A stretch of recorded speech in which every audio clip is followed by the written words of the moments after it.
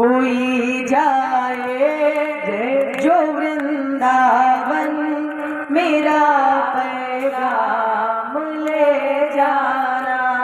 मैं खुद तो जा नहीं पाऊँ, मेरा परिणाम ले जाना। मैं खुद तो जा नहीं पाऊँ, मेरा परिणाम ले जाना। ये कहना मुरली वाले से कि मुझको कब बुलाओगे। ये कहना मुरली वाले से कि मुझको कब बुलाओगे। पड़े जो जाल माया के, उन्हें तुम कब छुड़ाओगे। मुझे इस घोर दलदल से मेरे भगवान ले जाना। मैं खुद तो जा नहीं पाऊँ, मेरा पैगाम ले जाना। जो रातें जाग कर देखे, मेरे सब ख्वाब ले जाना। जो रातें जाग कर देखे, मेरे सब ख्वाब ले जाना। मेरे आंसू तड़प मेरी, मेरे सब भाव ले जाना। मेरे आंसू तड़प मेरी, मेरे सब भाव ले जाना। न ले जाओ अगर मुझको, जाना तो मुझे खुद है, जाना तो मैं खुद चाहता हूँ, पर न ले जाओ अगर मुझको, मेरा सामान ले जाना। मैं खुद को जा नहीं पाऊँ, मेरा परिणाम ले जाना। मैं भटकूं दर बदर प्यारे, जो तेरे मन में आए कर। मैं भटकूं दर बदर प्यारे, जो तेरे मन में आए कर। मेरी जो श्वास अंतिम हो, वो निकले तेरी चौखट पर। मेरी जो श्वास अंतिम हो, वो निकले तेरी चौखट पर। तेरा चाकर हूँ मैं प्यारे, तेरा चाकर हूँ मैं मोहन। मुझे बिन दाम ले जाना। कोई जाए जो वृंदावन, मेरा पैगाम ले आना। जब मर जा, जब उन पर पहुंचना, मुझे यकीनन उम्मीद है कि वो मेरा हाल जरूर पूछेंगे। मुझे पता है कि वो मेरे बारे में पूछेंगे। जब उनके सामने जाओ तो उनको देखते रहना। जब उनके सामने जाओ तो उनको देखते रहना। मेरा यदि हाल वो पूछे, जुबां से कुछ नहीं कहना। मेरा यदि हाल वो पूछे, जुबां से कुछ नहीं कहना। करना क्या? बहा देना कुछ एक आंसू, बहा देना कुछ एक आंसू। मेरी पहचान ले जाना। न ले जाओ अगर मुझको, मेरा परिणाम ले जा।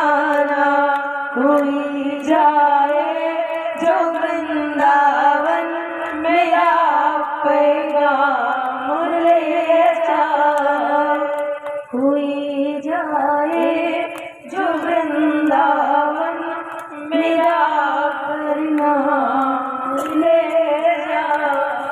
बोलिए बांके बिहारी भगवान की जय। कहा कि राजन परीक्षित, अब आगे की जो कथा है इसमें कथा आती है कि भगवान के ऊपर झूठा कलंक लगा चोरी का। देखो कभी कभी हमारे आपके जीवन में भी ऐसी परिस्थितियां बन जाती हैं, ऐसी स्थितियां बन जाती हैं जिसमें आपने कुछ किया नहीं होता है लेकिन फिर भी आपके ऊपर झूठा कलंक लग जाता है। लोग आपको बदनाम करते हैं, मतलब इन्होंने ऐसा किया, आपने किया नहीं है पर फिर भी लोग आपको बदनाम करते हैं। बाय द वे, अगर आप कुछ अन्याय करें तो दुखी मत होना, दुनिया है, भगवान को तो हम आप तो इंसान हो। अच्छा, भगवान के ऊपर झूठा कलंक लग सकता है तो बताओ इंसान के ऊपर लग सकता है कि नहीं लग सकता? दुनिया है, जिसने भगवान को नहीं छोड़ा तो वो इंसान को क्या छोड़ देगी। देखो लोगों का काम होता है बोलना, लोगों का काम है कहना, बाकी हम कैसे हैं ये हम जानते हैं।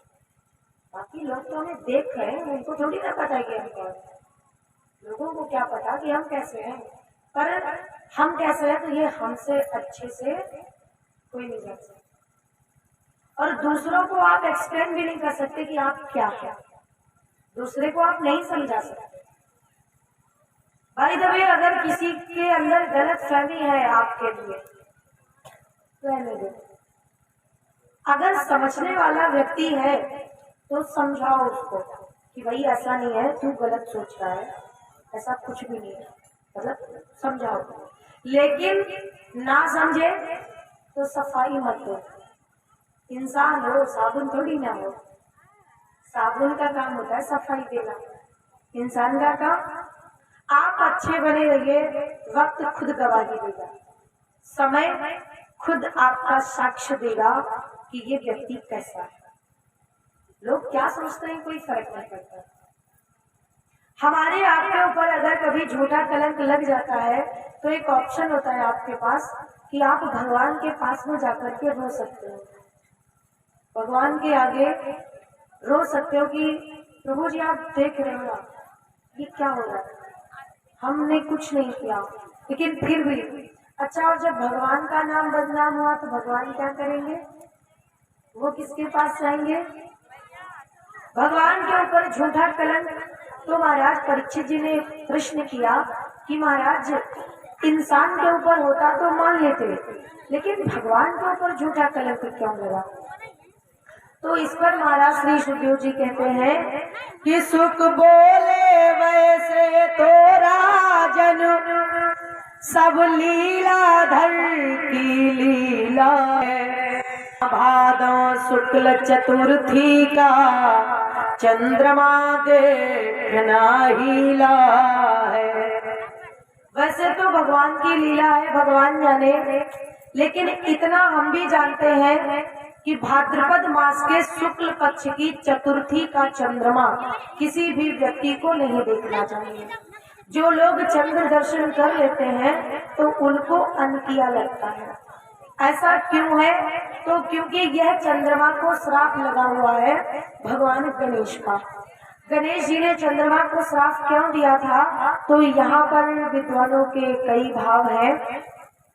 विद्वानों के हरि अनंत हरि कथा अनंता, कहां सुनई बहुविधि सब संता। कहते हैं कि एक बार की बात है, जो महाराज गणेश जी हैं उनकी मैया पार्वती ने दावत की थी देवताओं की। माता पार्वती के हाथ के व्यंजन बड़े मशहूर थे त्रैलोक्य में। देखो भोजन सब बनाते हैं आपके घर में, आपकी माता जी, आपकी बहन, आपकी पत्नी, आपकी बुआ, जब जो भी है सब बनाते हैं। लेकिन किसी किसी के हाथ में टेस्ट होता है, स्वाद होता है। कुछ लोगों के हाथ से कुछ लोग भोजन बनाते हैं तो दुनिया भर का मिर्च मसाला डाल दें पर टेस्ट नहीं आता, और कुछ लोग होते हैं कि वो भोजन बनाए कुछ भी नहीं डाले। वैसे ज्यादातर माँ के हाथ में जादू होता है। उनके हाथ की कोई चीज हो, बढ़िया से बढ़िया खा लो आप कई बार, पर वो टेस्ट नहीं मिलेगा जो माँ के हाथ के भोजन में होता है, क्योंकि वो प्यार से बनाती है ना। इसलिए माँ जब बच्चे के लिए भोजन बनाती है, जब आपकी माँ आपके लिए, देखो भोजन तो सब बनाते हैं, लेकिन जब पत्नी बनाती है तो वो अपना कर्तव्य निभाती है। कोई आपकी बहन बुआ वो बस आपको भोजन बनाकर खिलाना चाहती है, और भोजन बनाती है तो वो प्रेम से बनाती है। वो आपके ऊपर एहसान नहीं करती है कि मैं तुम्हें भोजन बना के खिला रही हूँ। इसलिए माँ के हाथ में जादू होता है। माता पार्वती के हाथ के पकवान बड़े स्वादिष्ट बनते थे। देवता बड़े प्रसन्न हो गए कि आज मैया पार्वती के हाथ के पकवान मिलेंगे। मैया ने बड़ा सुंदर भोजन बनाया, और भोजन में मिष्ठान बनाया जाता है, कुछ ना कुछ मीठा। तो मीठे में माता पार्वती ने लड्डू बनाए, लड्डू। और गणेश जी को लड्डू बहुत प्रिय है। लड्डू को भोग लगे संत करे सेवा, काहे का भोग लगता है? वैसे तो कुछ भी चढ़ाओ, पर लड्डू गणेश जी को बड़े प्रिय है। तो गणेश जी आए, उन्होंने देखा अच्छा एक तो फेवरेट चीज और दूसरे मम्मी के हाथ की, तो कैसी लगेगी? गणेश जी ने देखा माँ लड्डू एक ले लूं, तो माता ने कहा नहीं। क्यों मैया? जो चीज बनती है रोज मैं ये तो खाता हूँ। मैया ने कहा आज नहीं खा सकते, क्योंकि आज घर में दावत है। जब घर में दावत होती, रोज चाहे जो भी करते हो, पर जब घर में दावत होती है तो कायदा होता है कि पहले मेहमान खाते हैं और बाद में मेजबान।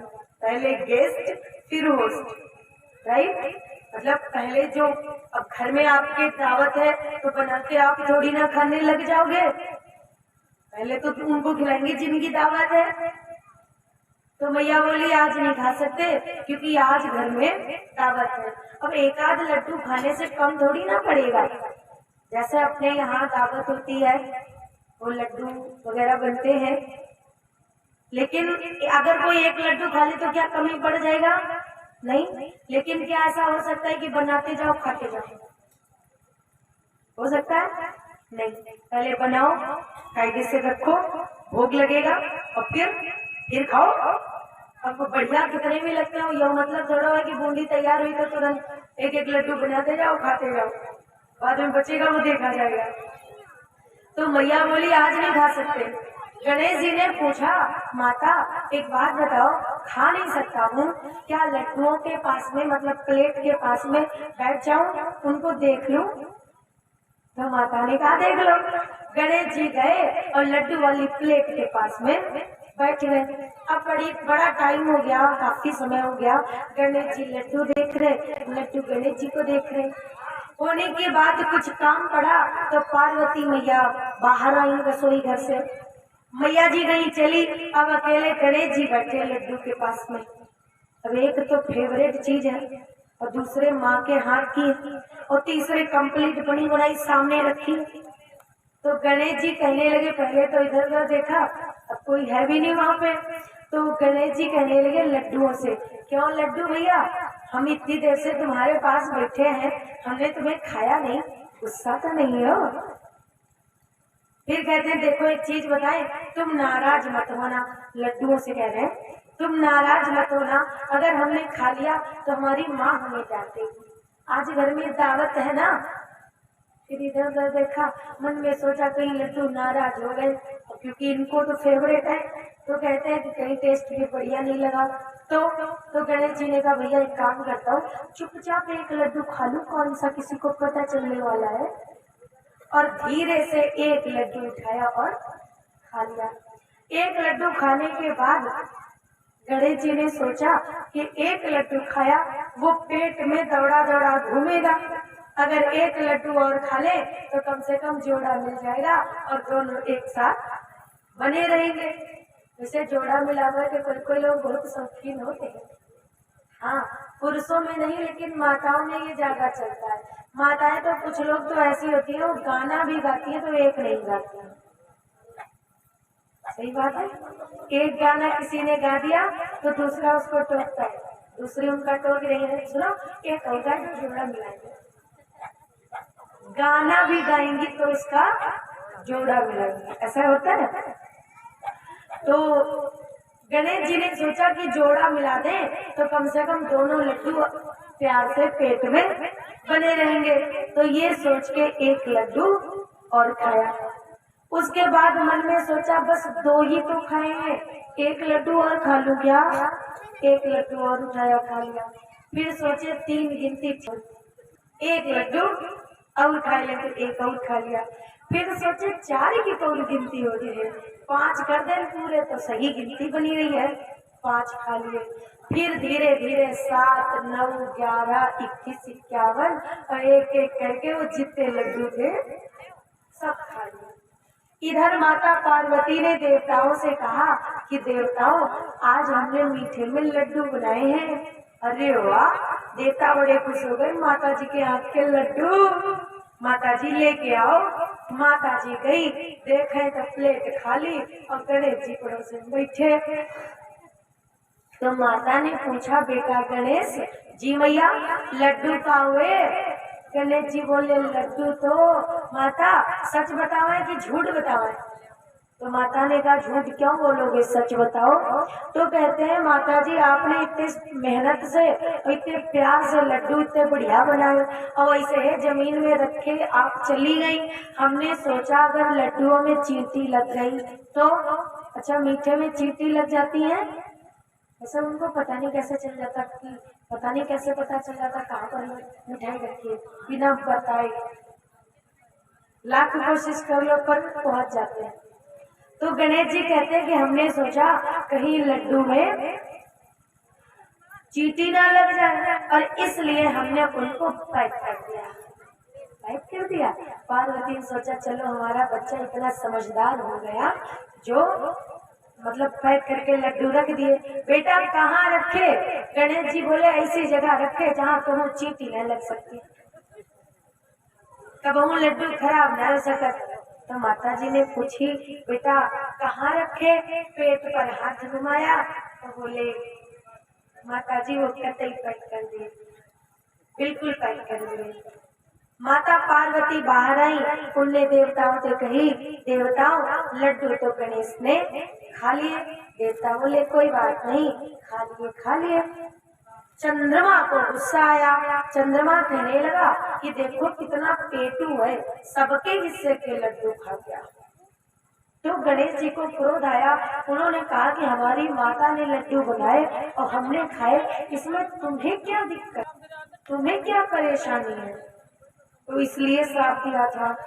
अथवा कुछ विद्वानों का मत है, कहते हैं कि श्राप इसलिए दिया था क्योंकि जो चंद्रमा है ये गणेश जी की कुरूपता पर हंसा था कि देखो कैसे है, समझ ही नहीं आ रहा, ऊपर से देखो तो कुछ और लगते हैं, नीचे से देखो तो कुछ और लगते हैं, पेट देखो वो बड़ा सा, सूंड देखो तो वो लंबी सी, कान देखो तो वो सूप के जैसे। तब गणेश जी ने श्राप दिया कि अगर मैं कुरूप हूँ कोई बात नहीं, तू तो सुंदर है, मैं श्राप देता हूँ कि सुंदर होने के बावजूद भी तुम्हारी ये सुंदरता कोई नहीं देखेगा और जो देखेगा उसको अनकिया लग जाएगा। तो चंद्रमा शरणागत हुआ, महाराज कृपा करो, क्षमा मांगी। तब गणेश जी ने कहा कि श्राप तो असफल नहीं होगा, लेकिन मैं वरदान देता हूँ कि ये श्राप वर्ष में सिर्फ 1 दिन काम करेगा, पूरे साल काम नहीं करता है। भाद्रपद मास के शुक्ल पक्ष की चतुर्थी के दिन केवल चंद्र दर्शन में दोष लगता है। चंद्रमा ने कहा लेकिन अगर हमें देखने से लोगों को अनकिया लगेगा तो लोग हमारा परित्याग कर देंगे, त्याग कर देंगे। तब गणेश जी ने वरदान दिया।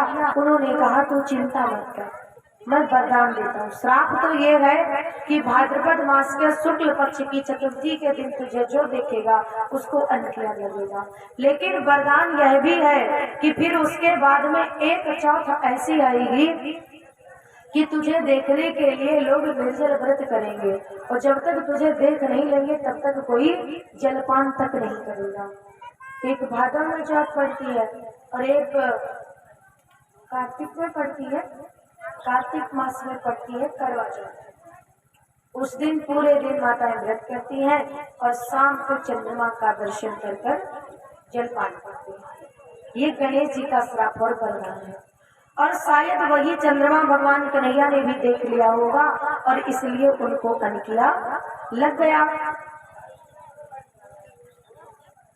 तो महाराज परीक्षित जी ने निवेदन किया कि महाराज अगर जिसने कर लिया हो तो फिर उसको क्या करना चाहिए, क्या उपाय नहीं है? तब सुखदेव जी, अगर कोई ऐसा व्यक्ति जिसने चंद्र दर्शन कर लिया हो तो उसको चाहिए कि वो मणिचरित्र की कथा श्रवण करे। और मणिचरित्र की कथा जो लोग सुन लेते हैं तो उन्हें चंद्र दर्शन का मिथ्या दोष नहीं लगता है। तो परीक्षित जी ने निवेदन किया कि कृपा करके हमें भी श्रवण कराइए कि ये दोष कैसे लगा, क्यों लगा। तब श्री सुखदेव जी कहते हैं कि सत्राजिता सुकन्या कृष्णाय कृत किल्बिषः श्यामन्तकेन मणिना स्वयं दत्तवान। ये जो भगवान के ऊपर कलंक लगा था वो लगाया था सत्राजित ने। फिर उसके बाद में अपनी कन्या का विवाह भगवान के साथ में कर दिया। तो परीक्षित जी ने पूछा कि सत्राजिता किम करोद ब्रह्मन् कृष्णस्य किल्बिषम् श्यामन्तकः कुतस्तस्य कस्मात् दत्ता सुता हरे। किस प्रकार से सत्राजित ने भगवान के ऊपर झूठा कलंक लगाया, फिर किस प्रकार से अपनी कन्या का विवाह किया, तो ये कथा श्रवण कराइए। इस पर महाराज श्री सुखदेव जी कहते हैं, हे राजन परीक्षित, आसीत सत्राजितः सूर्यो भक्तस्य परमः सखा प्रीत तस्मै मणिं प्रादात् सूर्यतुष्ट श्यामन्तकम्। द्वारिका में ही सत्राजित नाम का एक यादव रहता था। ये सत्राजित और प्रसेनजित दो रहते थे भैया भैया। सत्राजित ने सूर्य भगवान की उपासना की और उसके पश्चात में सूर्य देव जब प्रसन्न हुए तो उन्होंने इसे प्रसन्न होकर के एक मणि प्रदान की, जिस मणि का नाम है श्यामंतक। और श्यामंतक मणि सूर्य की तरह चमकती है और बड़ी विशेष बात कि वो मणि सत्राजित को प्रतिदिन 8 भार सोना प्रदान करती है, 8 भार। तो इस प्रकार से बड़े अच्छे से घर परिवार चलने लगा। धीरे धीरे समय हुआ और देखो कोई भी व्यक्ति हो, सम्मान हो या संपत्ति, प्रतिष्ठा हो या पद, जो चीज मेहनत करके मिलती है उसका दिखावा करने का मन नहीं करता। जब एक एक करके आप सीढ़ियां चढ़ते हो तरक्की की तो मन में अहंकार का भाव नहीं आता। लेकिन अगर अचानक से बहुत कुछ संपत्ति या बहुत कुछ सम्मान या बहुत बड़ा पद आपको मिल जाए तो उसको संभाल पाना बहुत मुश्किल है, बड़ा मुश्किल कार्य है। अचानक से मिली हुई संपत्ति, अचानक से मिला हुआ सम्मान, उसे हजम करना। वैसे बहुतों का भाव ये रहता है, कहते हैं कि वो पैसा कैसा जिसमें खनक ना हो। अच्छा, सही बात है, वो पैसा कैसा जिसमें खनक ना हो। लेकिन एक चीज याद रखना, खनक चिल्लर में होती है, नोट में नहीं होती। 10,000 की गड्डी जेब में रख लो, घूमाओ पूरा गांव, किसी को पता नहीं चलेगा। और 10 रुपए एक एक के सिक्के जेब में डाल के घूमो, पता चलेगा कि नहीं। तो खनक चिल्लर